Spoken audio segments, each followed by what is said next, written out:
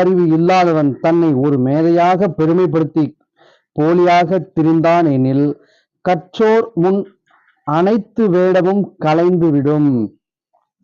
ஊருக்குள்ள நான் பெரிய ஆஹா ஓஹோ பெரிய டாக்டரு பெரிய இன்ஜினியர் அப்படின்னு சொல்லி தெரிஞ்சுக்கிட்டு இருப்பான். ஆனா அவனுக்கு மேல படிச்சவன், உண்மையான படிச்சவன், கல்வி அறிவு பெற்றவன் வரும்போது அவன் முகம் தோல் உரிக்கப்படும். கல்வி அறிவு இல்லாதவர் வெறும் உயிரோடு உள்ள உடல், அவ்வளவுதான். அதாவது எதற்கும் உதவாத கலர் நிலம் போல். வள்ளுவர் இப்பதான் திட்ட ஆரம்பிச்சிட்டாரு பாருங்க. படிக்கல அப்படின்னா நீ வெறும் பணம்டா, நீ வெறும் உயிரோடு ஒரு ஜடம், அவ்வளவுதான். அதனாலதான் நண்பர்களே, மாணவர்களே, குழந்தைகளே படிக்கணும். இப்போ நிறைய பேர் சின்ன சின்ன வயசுல படிப்பை நிறுத்திடுறாங்க. வேலைக்கு போகணுன்ற ஒரு ஆசை, காசு பார்க்கணும், ஜாலியா என்ஜாய் பண்ணணுன்ற காரணத்துக்காக படிப்பை நிறுத்திடுறீங்க. அது ரொம்ப பெரிய தப்பு. இப்ப தெரியாது. இப்போ இந்த ஏடிஎம் மிஷின் பக்கத்துலாம் போய் நம்ம நிக்கிறோம், காசு எடுக்க போறோம் அப்படின்னா சின்ன பையன் 20 வயசு